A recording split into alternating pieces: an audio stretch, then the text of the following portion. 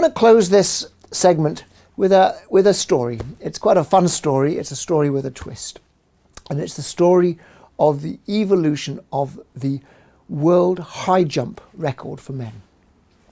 Before you see a chart, and it's a chart showing the increases in high jump from about 1.95 meters back at the turn of the previous century up to about 2.55 meters today. And of course, what we see is progressively this world record inches up over that 100-year period. And the interesting point I want to draw your attention to is the circled area in the early 60s, where we see a dramatic increase in the high jump standard. What do you think happened there? It's a rhetorical question, but I would like to guess that you're going to give me one of two answers. You might want to think it's about drugs, but it's not. More likely you're going to say it's about a chap called Fosbury, Dick Fosbury, who created the Fosbury flop. And you're kind of half right if that's your answer, but actually you're not quite there, because it turns out that what really happened in that era was that there were two guys who were fighting it out with one another. There was John Thomas, who was an American, and there was Valery Brumel, who was a Russian. And these two guys, they were straddle jumpers. In other words, they jumped over the bar face first. Their chest almost touched the bar as they went over them. You can almost see through the picture here how they were jumping. Now, they were arch rivals. John Thomas was perhaps better in the earlier part of the 60s. Valery Brumel took over in the latter part of the 60s. And because they were arch rivals, perhaps, they worked really hard to beat each other, and they kept on pushing, literally pushing the bar up. And that's what you see in that chart there.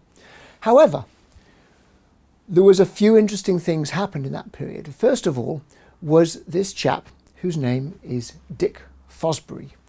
And what you'll see here is that Dick Fosbury gradually figured out that there might be an alternative way of jumping. And as you see in this image, he was the guy who pioneered the Fosbury flop, where you jump over the bar backwards. It is actually your spine that almost touches the bar rather than your chest. Now, when he first pioneered this technique in the early 60s, people thought he was crazy. They thought he was an idiot. Not only is this a technique which doesn't seem to be actually quite as good as the official straddle version, but also it was dangerous. It actually looked like he was going to break his neck when he jumped over the bar and landed, on his shoulders. But he persevered, and the point of the story will become clear in a second. He persevered despite everybody telling him that this was a crazy technique. And then he had a stroke of luck, because in the lead up to the Olympics in the 1968, what happened was that Valery Brumel, who was the world champion at this point, he had the world record, he actually broke his legs in a motorcycle accident. And Valery Brumel, he recovered, but he never recovered enough to actually get back to his former days as a world high jump record holder. And Valery Brumel missed the Mexico Olympics. And so what happened, of course, as everyone now knows, is Dick Fosbury took part in the Mexico Olympics. He won the Mexico Olympics. And that was the point at which the world sort of sat up and took notice and said, wow, maybe there's something to this crazy technique. After all, who is this crazy American who's jumping over the bar backwards when everyone else is jumping over it forwards? And so from that day on, many other people started experimenting with the Fosbury flop. And as you see in the chart, it's not a case that this Fosbury flop immediately became the best technique. It turned out for the coming years, actually, the green dots and the red dots indicate that actually there was a mixture of the traditional straddle jump and the new Fosbury flop, kind of vying for position as the better technique, until eventually, 10 years later, it became clear that the straddle jump was actually a less good way of jumping, and the Fosbury flop now became, by the 80s, the absolute standard way of jumping. So, to summarize the story, there were three waves of innovation, actually, in the way that people jump over a high jump bar. There was the old Western roll. We didn't talk about that, but that was what came before the straddle jump. Then there was the straddle jump, and then there was the Fosbury flop.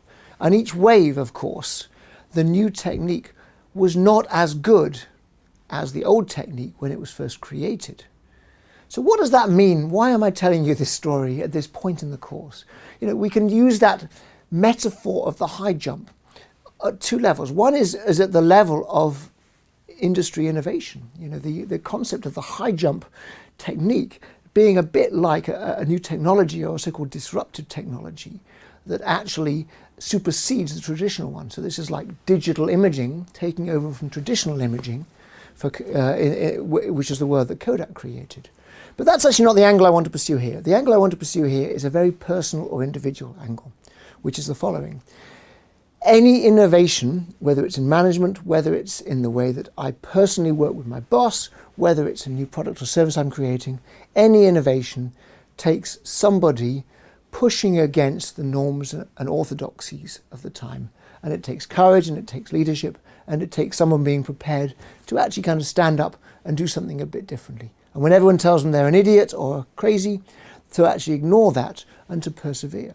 Now that doesn't mean that one of those individuals will succeed, but we need people like that to try their ideas out so that some of them will ultimately succeed in changing things for the better. So I already talked in the previous segment about the fact that management innovation is really difficult. Lots of companies are experimenting with new ways of working all the time. Some of them are working, some of them are failing. It's often 2 steps forward and 1 step back. My advice really to anybody and everybody who works in companies is don't be afraid to try your new ideas out. You know, obviously some companies are much more accommodating of these sort of things than others, but my advice is absolutely to push on what is possible and to see what happens as a result. George Bernard Shaw came up with this memorable phrase. Many people will have heard it before. He said that the reasonable man adapts himself to the world, but the unreasonable man persists in trying to adapt the world to himself. Therefore, all progress depends upon the unreasonable man. So, you know, George Bernard Shaw was writing in a different era. Men and women can both apply for this job, as it were. We all need to be a little bit more unreasonable in terms of trying out new stuff in order to move society forward. And my favorite example of that is Elon Musk, who's a very famous Silicon Valley-based entrepreneur. He was one of the founders of PayPal. He went on to found SpaceX, which was the world's first private space company. He also was the founder of Tesla Motors. Tesla now is the world's most successful battery-powered supercar. It goes from 0 to 60 in about 4 seconds flat.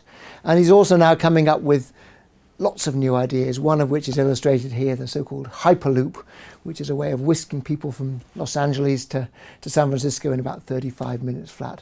It may be a crazy idea, but given his track record of success, you know, nobody's really betting against him. My point is, Elon Musk is obviously a kind of a one of a kind, but in our own little way, we can all become a little bit more like that in terms of coming up with challenging new ways of working in whatever job we've got.